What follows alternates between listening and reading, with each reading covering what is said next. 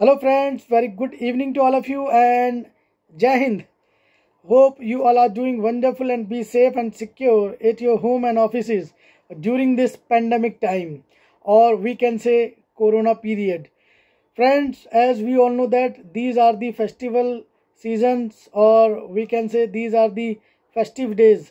So I am requesting to all of you, please be careful and follow the government instruction, whatever our government has declared, because uh, recently we saw the very bad news among the Delhi societies. Suddenly the cases, or we can say numbers of the corona patient has been increased. So over the night such bad things has been happened, so we all have to save ourselves, and whenever we have any urgency only we must go outside the home, otherwise we must sit inside the home and enjoy the this time with family, because nothing is permanent, and undoubtedly all the bad shadow come goes out on a fine day.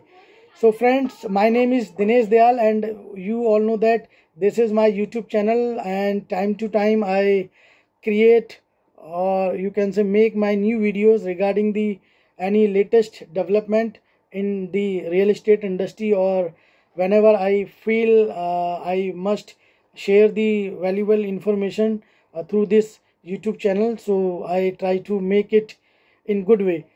So friends, in last videos, if I say about my last experience, you all loved me and you all praised me and you all liked my videos, and I got very wonderful comments, and I am requesting to all of you again, please give me suggestion, because your suggestions are so valuable and so important. Without it I'll not get help to make new videos. So friends, here I would like to start my new topics. So my topic is what are the key factors which plays very important role before buying a property or after buying a property. Friends, जैसा कि मैंने आपको बताया कि जो मेरा आज का टॉपिक है वो ऐसे कौन कौन से बिंदु हैं, ऐसे कौन कौन से फैक्टर्स हैं जो बहुत महत्वपूर्ण रोल रखते हैं किसी भी प्रॉपर्टीज़ को ख़रीदने से पहले और ख़रीदने के बाद। तो फ्रेंड्स, मैंने इनकी कुछ लिस्ट बनाई है। लिस्ट थोड़ी लंबी है बट बहुत वैल्यूएबल है, बहुत इम्पोर्टेंट है, इसलिए मैंने इनको एक डायरी में नोट करा है। तो मैं इसको डायरीज़ में पढ़ के आपको बताने की कोशिश करूँगा, क्योंकि मैं नहीं चाहता हूँ कि कोई पॉइंट इसमें छूट जाए और ये जो मेरी वीडियो है कुछ डिसऑर्डर वे में बने। तो मेरा जो आज का वीडियो है उसका सबसे पहला पॉइंट है लैंड टेक्निकलिटीज़। सो फ्रेंड्स, अगर हम कोई भी प्रॉपर्टीज़ ख़रीदना चाहते हैं या ख़रीदने जा रहे हैं, तो हमें उसकी सबसे पहली जो बात है वो ध्यान में रखनी ये है कि उसकी जो लैंड की टेक्निकलिटीज़ हैं वो कैसी हैं। तो लैंड की जो टेक्निकलिटीज़ हैं उसके अंदर आपका सबसे पहला इसमें दो पॉइंट आ जाते हैं। एक आ जाता है इसमें लैंड यूज़ और लैंड टाइटल। तो ये लैंड टेक्निकलिटीज़ के दो फैक्टर्स हैं, लैंड यूज़ और लैंड टाइटल। लैंड यूज़ के अंदर ये एक फैक्टर आता है कि उस लैंड का यूज़ क्या है, वो किस यूज़ के अंदर आती है। जैसे कि वो आर जोन के अंदर है, वो कमर्शियल जोन के अंदर है, वो फैक्ट्री जोन के अंदर है, या IT एंड ITS प्लॉट्स के अंदर है, आई मीन टू से जोन के अंदर है, या वो एक कह सकते हैं हॉस्पिटलिटी जोन के अंदर है। तो ये जो आपका लैंड यूज़ है इससे ये क्लियर होता है। तो अगर हम क्या एक बायर को ये पहले पता होता है कि वो जो प्रॉपर्टी ख़रीदने जा रहा है क्या वो उसी लैंड यूज़ के अंतर्गत आती है। जैसे अगर मैं फ़्लैट ख़रीदने का प्लान कर रहा हूँ, तो क्या मुझे ये पता है पहले से, या किसी बायर को ये पता है कि जिस जगह ये फ्लैट की सोसाइटी बन रही है या जिस जगह ये सोसाइटी डेवलप हो रही है क्या वो आर जोन के अंतर्गत आता है। तो ये जानना बहुत ज़रूरी है। ये हमें पता लगेगा लैंड यूज़ के पेपर्स से, जो कि हम ऑनलाइन इसको स्टडी कर सकते हैं, और प्लस बिल्डर से भी हम इसको ले सकते हैं। ठीक है दोस्तों, इसको अगर हम क्रॉस चेक करना चाहें तो अथॉरिटी से हम इसको क्रॉस चेक कर सकते हैं। इसमें दूसरा पॉइंट आता है लैंड टाइटल। जी हाँ दोस्तों, ये भी एक बहुत महत्वपूर्ण बिंदु है। लैंड टाइटल का मतलब हो गया कि उस लैंड का टाइटल क्या है, क्या वो आपका फ्री होल्ड लैंड टाइटल है या लीज होल्ड टाइटल है। तो ये दोनों टाइटल भी हमें बहुत ज़रूरी हैं जानना प्रॉपर्टी ख़रीदने से पहले या प्रॉपर्टी में इन्वेस्टमेंट करने से पहले। इसी में एक पॉइंट आ जाता है जिसको हम बोलते हैं फुल्ली पेड अप लैंड। तो अगर कोई लैंड का टाइटल फ्री होल्ड है या आपका लीज होल्ड है, बट इसमें अगर हमारा फुल्ली पेड अप लैंड का अगर कोई इसमें ऐसा क्लैरिफिकेशन है तो वो बहुत अच्छा हो जाता है कि क्योंकि अगर वो फुल्ली पेड अप लैंड है तो उस पर बैंकिंग सपोर्ट बहुत जल्दी आ जाती है। उसमें जो ब्रांड बैंक हैं या ए कैटेगरीज के बैंक हैं वो इस पे अपना लोन की फैसिलिटीज़ देना स्टार्ट कर देते हैं। तो ये मैंने एक अपना पहला बिंदु बताया जो आपको क्लियर हो चुका होगा, लैंड टेक्निकलिटीज़। ठीक है दोस्तों, इसके बाद आता है जो हमारा दूसरा पॉइंट है, प्रॉपर्टी में दो फेसेस होते हैं। एक फेस होता है कि अगर प्रॉपर्टी अंडर कंस्ट्रक्शन है। जी हाँ दोस्तों, अगर प्रॉपर्टी अंडर कंस्ट्रक्शन है तो उसके अंदर कौन कौन से हमें जो लीगल पेपर्स हैं वो हमें पढ़ने चाहिए और उस डेवलपर से हमें मांगने चाहिए कि भाई ये पेपर्स हमें दिखाइए, ताकि हम अपने जो भी एक्सपर्ट हैं, जो भी लीगल इसके एक्सपर्ट हैं, लॉयर्स हैं, उनकी मदद से हम क्लैरिफिकेशन कर सकें। ठीक है दोस्तों, तो इसमें जो आपका एक सर्टिफिकेट आता है वो आता है आपका कमेंसमेंट सर्टिफिकेट। कमेंसमेंट सर्टिफिकेट बोलते हैं उसको, या सैंक्शन प्लान सर्टिफिकेट बोलते हैं। इसके अंतर्गत क्या आता है कि अगर आप किसी जोन के अंदर जो प्रॉपर्टीज़ बना रहे हैं, चाहे वो आर जोन के अंदर हम आपका रेजिडेंशियल सोसाइटीज़ बना रहे हैं या आपका कमर्शियल जोन्स में हम कुछ आपका कमर्शियल प्रोडक्ट या कमर्शियल प्रॉपर्टी डिलीवर करने जा रहे हैं, तो उसका एक सैंक्शन प्लान होता है, एक कमेंसमेंट प्लान होता है, जिसके अंतर्गत आपका अथॉरिटी से हमें साइट प्लान कह लो या लेआउट प्लान जो हमें क्लियर कराना पड़ता है। ठीक है जी, उसका क्या डिज़ाइन रहेगा, उसका क्या नक्शा रहेगा, ये सारे के सारे हमें जो प्लान है ये अथॉरिटी से हमें क्लियर कराने होते हैं। इसके अलावा इसकी ड्राइंग आ जाती है, ड्राइंग मैप आ जाती है। ठीक है जी, ड्राइंग मैप ऑफ कंस्ट्रक्शन हो गया आपका, लैंडस्केप प्लान हो गया आपका। लैंडस्केप प्लान से मतलब ये है कि आपका उसमें अगर मैं एफएआर की बात करूं तो उसका क्या एफएआर है, प्लस उसमें कितना एक एरिया है जो ओपन छोड़ा गया है। तो लैंडस्केप से अगर आपने जैसे डेवलपर्स के प्रोजेक्ट देखे होंगे तो एंट्री करते हुए काफ़ी स्पेस उसमें ओपन रहता है, उसके बैक साइड में भी, जिसको हम पहले बैकयार्ड बोलते थे, आज वो पीछे पार्किंग है, ओपन पार्किंग है, कवर्ड पार्किंग है आपका, बेसमेंट -2 -1 लेवल की। तो ये सारा का सारा आपका लैंडस्केप प्लान के अंतर्गत आता है। दूसरा इसमें स्ट्रक्चर डिजाइन आ जाता है, अगर इसका कोई स्ट्रक्चर है, उसका क्या एलिवेशन है, ये भी हमें लेना चाहिए डेवलपर से। ठीक है जी, उसकी जो भी ड्राइंग्स हैं ये सब हमें लेनी चाहिए, ताकि हमारे जो रिस्क फैक्टर हैं वो काफ़ी कम हो जाए। ठीक है दोस्तों, ये सारे के सारे जो भी मैंने आपको बताया पेपर्स, ये एक लीगल अथॉरिटी से अप्रूव्ड होते हैं। उसके बिना कोई भी डेवलपर्स अपनी किसी भी प्रोजेक्ट में सेल स्टार्ट नहीं कर सकता। हालांकि कुछ इसका और भी पॉइंट है जो मैं बताऊंगा आपको अभी।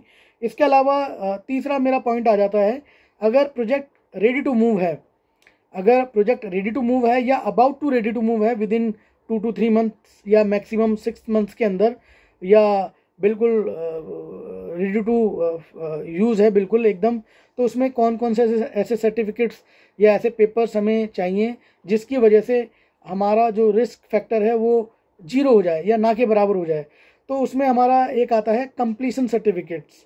तो ये कंप्लीशन सर्टिफिकेट्स का मतलब अपने आप ही है कि क्या क्या डेवलपर ने ऐसी चीज़ें कंप्लीट कर ली गई हैं जिसका उसे सर्टिफिकेट चाहिए होता है एक कॉम्पिटेंट अथॉरिटी से। जैसा कि मैं फायर फाइटिंग की बात करूं, ठीक है जी, आपका इलेक्ट्रिसिटी फिटिंग्स की बात करूं, आपका वाटर सप्लाई की मैं बात करूं, ठीक है, आपका ड्रेनेज की मैं बात करूं, ड्रेनेज कनेक्टिविटीज़ की बात करूं, ठीक है जी, सीवरेज की मैं बात करूं, आपका एयरलाइन से भी एक सर्टिफिकेट मिलता है, आपका एयर जो डिपार्टमेंट्स है उससे भी एक सर्टिफिकेट्स मिलता है। तो ये ऐसे ऐसे सर्टिफिकेट्स हैं जिनकी वजह से ये क्लियर हो जाता है कि वास्तव में ये project about to ready to move है या रेडी टू मूव है, अगर इनमें से कोई भी पेपर्स अभी डेवलपर को नहीं मिला है तो वो उस प्रॉपर्टी में आप अभी मूव नहीं कर सकते खरीदने के बाद। उसी की वजह से बहुत सारे कस्टमर्स को या बायर्स को बहुत ज़्यादा दिक्कतें आती हैं। वो फेथ एंड गुड पे प्रॉपर्टीज़ बाय कर लेते हैं जो स्ट्रक्चर्स खड़ा हुआ है, बट उसमें बहुत सारी ऐसी टेक्निकलिटीज़ हैं, ऐसे बहुत सारे लीगलिटीज़ हैं जो अभी डेवलपर्स को नहीं मिली हैं, तो वो कहीं ना कहीं एक मिस गाइड का फैक्टर्स या मिस गाइड का पॉइंट बन जाता है, जिसकी वजह से एक एक्चुअल बायर को बहुत ज़्यादा दिक्कतों का सामना करना पड़ता है। ठीक है दोस्तों, इसके अलावा हमारा चौथा पॉइंट आ जाता है बिल्डर्स मार्केट वैल्यू, या हम उसको गुडविल भी कहेंगे और ब्रांड भी कहेंगे। देखिए दोस्तों, मार्केट में बहुत सारे डेवलपर्स हैं। अगर मैं नंबर्स काउंट करूं तो हो सकता है 50 से 100 के बीच में डेवलपर्स हैं। जो मैं एक एग्जांपल देना चाहूँगा दिल्ली एनसीआर का, जहाँ पे बहुत सारे डेवलपर्स हैं जो अपने अपने प्रोजेक्ट बना रहे हैं, बट उसमें सभी के सभी प्रोजेक्ट ए ग्रेड के नहीं हैं। कुछ उसमें ए ग्रेड हैं, कुछ उसमें ए प्लस हैं, कुछ उसमें बी ग्रेड हैं, कुछ उसमें बी प्लस हैं, कुछ उसमें सी ग्रेड हैं, कुछ उसमें सी प्लस हैं। तो जो ए ग्रेड ए प्लस के डेवलपर हैं वो क्यों हैं? वो अपनी गुडविल की वजह से, अपने ब्रांड की वजह से हैं। उन पे कस्टमर्स का, एक रियल इस्टेट कंसल्टेंट का जो ट्रस्ट बना हुआ है वो एक एक्सपीरियंस के साथ बना हुआ है। और दोस्तों, ये जो गुडविल है, ब्रांड है, ये ओवर द नाइट में नहीं बनती, इसमें टाइम लगा है। अब मैं बात करता हूँ ये बनती कैसे है। ये बनती है उसकी कंस्ट्रक्शन क्वालिटी से, ये बनती है उसकी डिलीवरी टाइम से, ये बनती है उसकी सिक्योरिटी फैसिलिटीज़ की वजह से, ये बनती है उसकी अदर्स फैसिलिटीज़ की वजह से। तो इसमें नंबर्स ऑफ द फैक्टर्स हैं जिनकी वजह से ये एक गुडविल और ये ब्रांड बनता है। मतलब इसको मैं कमिटमेंट की बात भी बोलूँगा कि एक जो डेवलपर हैं जो एक कैटेगरीज में आते हैं वो कहीं ना कहीं अपने कमिटमेंट पे खरे उतरे हैं, उनकी वजह से वो एक ब्रांड बन गए हैं। मार्केट में ऐसे बहुत सारे ब्रांड हैं जिनका मैं नाम नहीं लेना चाहूँगा। वो एक ऐसे उन्होंने ट्रस्ट क्रिएट कर दिया है मार्केट में सिर्फ इन्हीं कामों की वजह से, जिनकी वजह से उन पे रेपुटेड जो बैंक हैं वो भी आते हैं। ठीक है जी, और उन पे बहुत अच्छी अच्छी स्कीम्स भी निकलती है, ऑफ़र भी देते हैं वो, सिर्फ इसलिए कि जो उनका एक्चुअल बायर है वो फटाफट वहाँ कन्वर्ट हो और वो उसको कंप्लीट करें और अपने नेक्स्ट प्रोजेक्ट पे वो काम करें। ठीक है दोस्तों, इसके अलावा मैं बात करता हूँ अगला जो हमारा पॉइंट है, 5वां नंबर, वो है हमारा रेरा नंबर। जी हाँ दोस्तों, जो रेरा नंबर है ये 1 अप्रैल 2017 में इम्प्लीमेंट हो चुका था, ये प्रोसेस में आ चुका था।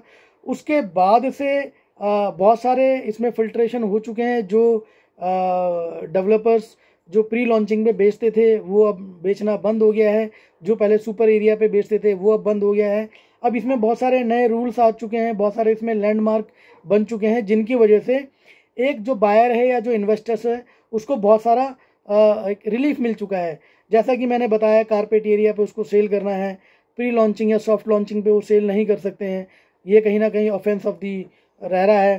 ठीक है, और रेरा नंबर आने की वजह से जो मैंने आपको बताया कि उसमें एक कमेंसमेंट सर्टिफिकेट लेना पड़ता है, जिसकी सारी डिटेल उस रेरा नंबर के थ्रू आप पा सकते हैं उस डेवलपर के बारे में।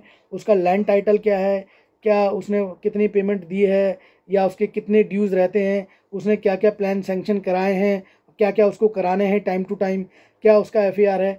तो जितने भी नंबर्स ऑफ दी डिटेल्स हैं वो इस रेरा नंबर के थ्रू ऑनलाइन वो एक कस्टमर देख सकता है और पढ़ सकता है, और अपने किसी लीगल एक्सपर्ट से वो हेल्प ले सकता है। ठीक है दोस्तों, ये रेरा नंबर बहुत बड़ा लैंडमार्क रहा है।